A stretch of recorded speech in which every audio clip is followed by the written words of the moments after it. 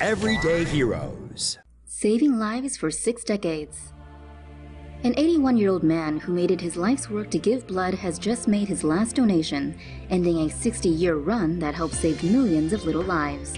James Harrison was inspired to donate blood after receiving a life-saving blood transfusion at age 14. Since age 18, he's given 1,162 donations from his right hand and 10 from his left, earning him the nickname, the Man with a Golden Arm. Harrison's blood is special. His plasma contains a unique antibody that protects unborn babies from the deadly rhesus D hemolytic disease, or HDN. The condition occurs when a pregnant woman with Rh-negative blood carries a baby with Rh-positive blood. Her body reacts to the incompatibility by producing antibodies to neutralize the baby's red blood cells, resulting in devastating effects. HDN can lead to miscarriages and has been known to cause heart failure, brain damage, or even death in newborns. Thankfully, Australian scientists made a breakthrough with Anti-D, a life-saving medication that uses Harrison's unique plasma to stop the disease. As the program's pioneer donor, every ampule of Anti-D produced in Australia contains his blood, which means he's saved over 2.4 million babies. If he hadn't reached the age limit for donations, the remarkable grandpa says he'd still be carrying on with his work. He does hope someone else takes up the mantle and surpasses his record very soon.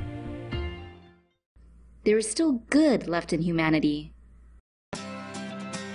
Heroic dog saves owner's life. 2017 started out horribly for one Michigan man who spent New Year's Day injured and helpless in the snow. Luckily, it was man's best friend to the rescue.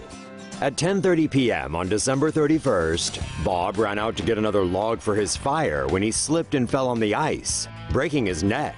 Unable to move, he screamed for help, but with the nearest neighbor a quarter mile away, it was his golden retriever Kelsey that ran to his side. The temperature dipped to freezing, but Kelsey stayed by Bob, barking for help and licking his face and hands to keep him warm. The 64-year-old lost consciousness, but Kelsey's howling eventually got the attention of a neighbor, who finally discovered Bob 20 hours later. He was rushed to the hospital, where a doctor performed emergency surgery to save him. Now recovering nicely, Bob claims he owes his life to 2 heroes, his dog and his doctor. Bus driver saves 20 kids from burning school bus. A bus driver is being called a hero after she successfully evacuated 20 children from a burning bus. Meet Ranita Smith. She's a bus driver for Glenarden Woods Elementary School in Maryland. Smith was driving 20 kids home on Monday afternoon when her bus caught fire. Authorities suspect the flames originated near one of the rear wheels. Smith pulled over near the 9600 block of 51st Avenue in College Park, Maryland.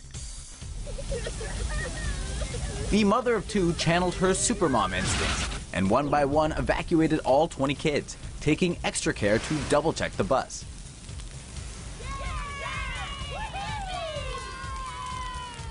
Fazlul Kabir witnessed the heroic event and gave thanks to Smith on his Facebook page. "A big thank you to our school bus driver, Ranita Smith," he wrote, "who just saved 20 elementary school kids from a bus fire." Other concerned parents were relieved to hear the news and thanked Smith for taking swift action. The bus was destroyed, but all the children arrived home safely. And it's all thanks to Smith, aka Supermom.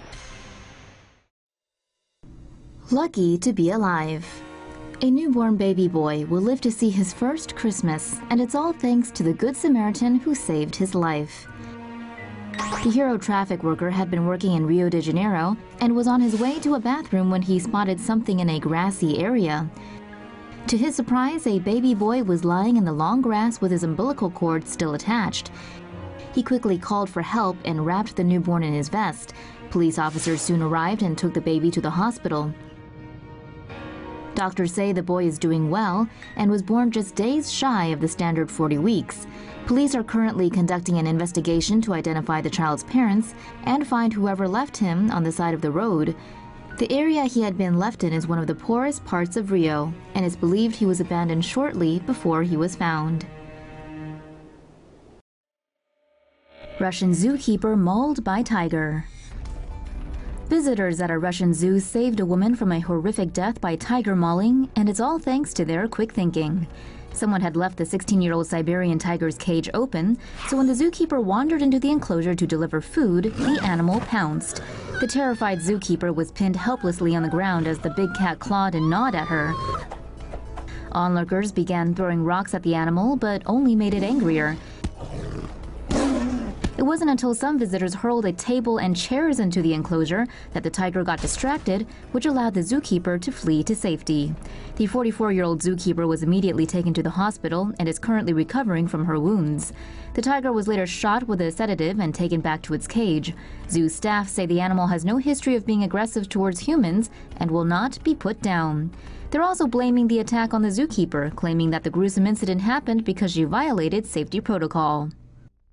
Houston businessman turns furniture stores into Hurricane Harvey shelters. As Hurricane Harvey pounded Houston over the weekend, a local businessman selflessly opened up his 2 furniture stores to families in need of refuge. Jim Mickenvale, also known as Mattress Mac, welcomed hundreds of people into his 2 gallery furniture stores on Sunday night after seeing the devastation left by Harvey. He told NPR, "When the hurricane first hit down here, I thought this was going to be a one-day event. Then I came into work the next day and I saw the devastation of the entire area and decided it would be best if we opened this 100,000 square foot furniture store as a shelter." He also sent his furniture gallery trucks out into the flood to look for any people in need of a lift. Mattress Mac now has about 400 people in his 2 stores, where he's serving them 3 square meals a day. Mac thinks it'll run around $30,000 to $40,000 to keep the stores going through the relief effort. He told CBS, "We can afford that, and what we can't afford is to cause people to lose hope. We got to give them hope. That's what my parents would have done. We tip our hat to you, Mac, and also send our prayers to the people of Houston." Popo and firefighters saving the day. Officers in Massachusetts are getting praise for doing some amazing heroic work after rescuing a puppy who was choking on food. It all started when a helpless dog owner rushed into the station asking for help as her 9-week-old St. Bernard pup was choking on food. Officers rushed over and noticed the puppy was not breathing, but limp and unresponsive. One of the officers wrapped his hands around the puppy and started pumping away at the pooch's chest. Firefighters also quickly joined in to help dislodge the obstruction from the puppy's airway.